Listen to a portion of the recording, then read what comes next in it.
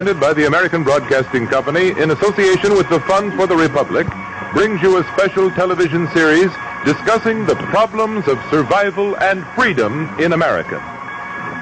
Good evening, I'm Mike Wallace. In recent weeks, we've been discussing the problems of a free society and what it must do to survive. Tonight, we'll try to measure the impact of our free society on us as individuals, whether we're as happy as we like to think we are, or as free to think and to feel. Our guest is Dr. Erich Fromm, a psychoanalyst and social critic who is internationally renowned for his studies of men and their search for freedom. Dr. Fromm, first let me ask you this. From many different quarters, the United States, I think you will agree, has been criticized as a materialistic society, perhaps even a shallow society. Yet only recently you said this. You said there has never been a better society than in the United States in 1958. What do you mean by that? Well, I mean it, of course, in relative terms. The history of man so far is nothing to brag about from the standpoint of our ideals. And what I mean is that in comparison with most other societies, our present-day American society has achieved things which are remarkable.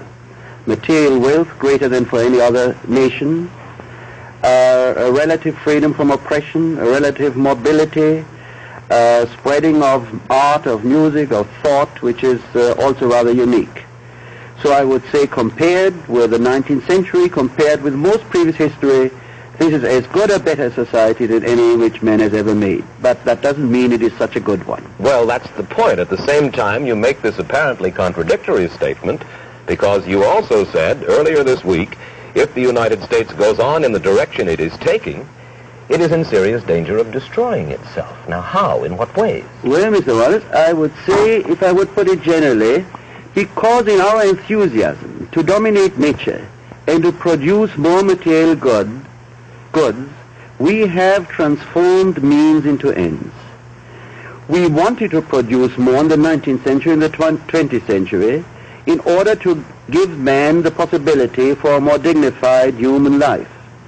But actually what has happened is that production and consumption have ceased to be means and have become ends.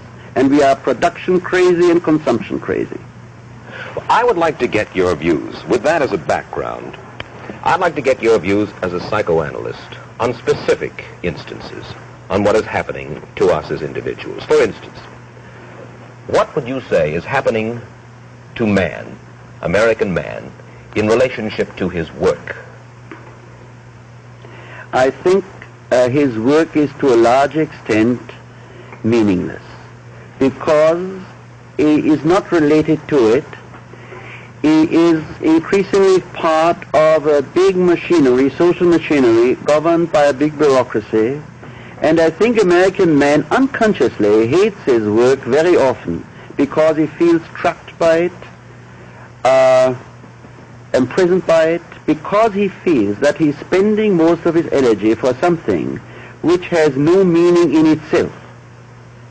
By meaning in itself, he uses his work to make a living, certainly. Yes. That is dignified, sensible, and necessary. Yes, but that is not quite enough to make one happy if one spends 8 hours a day in something which in itself has no meaning and interest except that one gains money from it.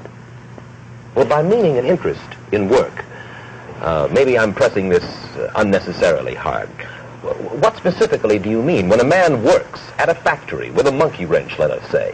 What meaning, what deeper meaning are you looking for? Well, there is a creative pleasure which, for instance, the artisan in the Middle Ages or in a country like Mexico still today has, namely the pleasure of creating something.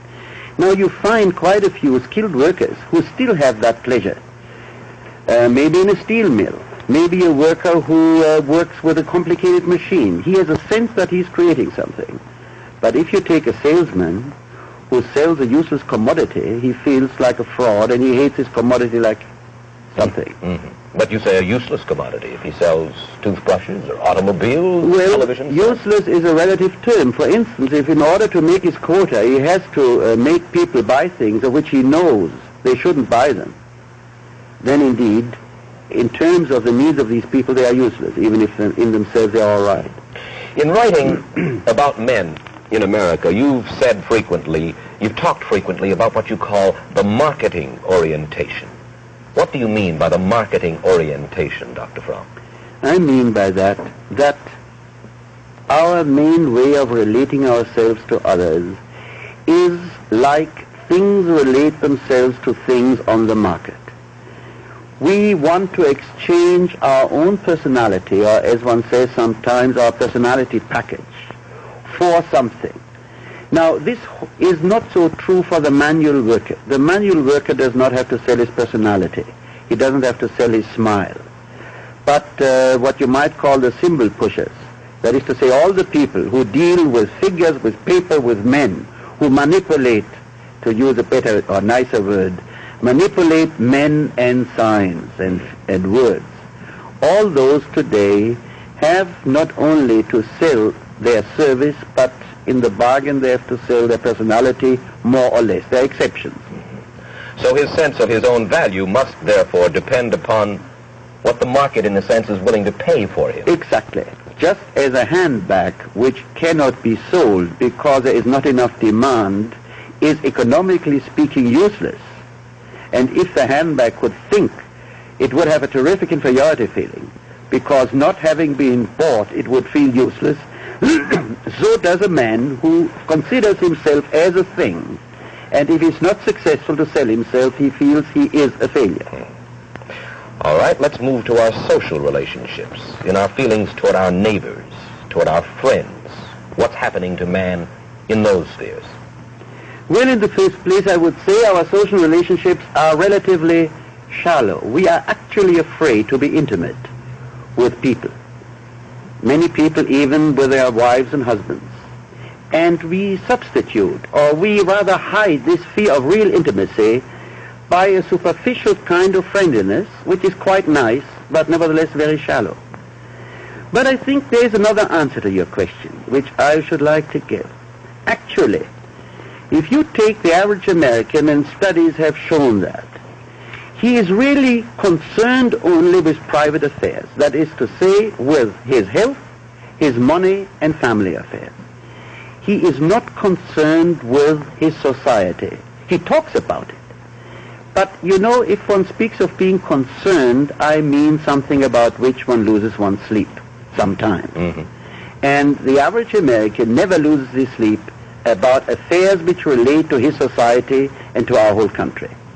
That is to say, I mean, he has separated his private life from his existence as a member of his society and leaves that to the specialists in the government to take care of. Do you think that that is happening to American man? And of course we're speaking not only of American man, but American woman as well here, Dr. Fromm, in relationship to his politics, to his political beliefs? Yes, indeed. We have in the same way relegated our own responsibility in what happens to our country to the specialists who are supposed to take care of it, and the individual citizen does not feel that he can judge and even that he should judge and take any responsibility. I think there are quite a number of recent developments which show that. Like for instance? Like for instance that we are confronted with the possibility of a war of such destruction that the whole existence of our nation and of the whole world is at stake. And yet, people know it. People read it in the newspaper. People read that at the first attack 100 million Americans might be killed. And yet, they talk about it as if they were talking about something being wrong with their carburetor of their car, perhaps. Actually, they have paid more attention to the danger of a flu epidemic than to the danger of the atomic bomb.